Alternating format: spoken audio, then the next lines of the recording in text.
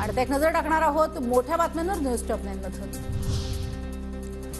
आम्ही इंडियामध्येच आहोत, यात नवल नाही। नवनीत राणांचं विधान, आमचा निर्णय योग्य वेळी जाहीर करू, अशी ही प्रतिक्रिया।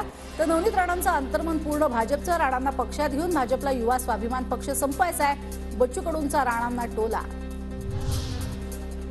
मनसे अध्यक्ष राज ठाकरे पुण्यावरून तडकाफडकी मुंबईला रवाना। पदाधिकारी बैठकीत उशिरा न पोहोचल्यानं राज ठाकरे बैठक न घेताच मुंबईकडे।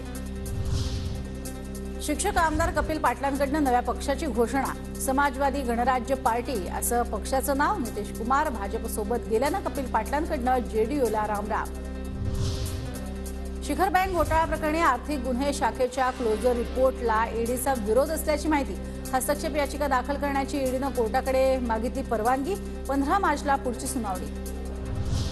मंत्री छगन भुजबळांविरोधातील अजामीनपात्र वॉरंट रद्द। भ्रष्टाचार प्रकरणात कोर्टात हजर राहिल्यानं अजामीनपात्र वॉरंट रद्द। आरोप मुक्त करण्याच्या भुजबळ आणि इतर आरोपींच्या अर्जावरती विशेष न्यायालयात सुनावणी सुरू।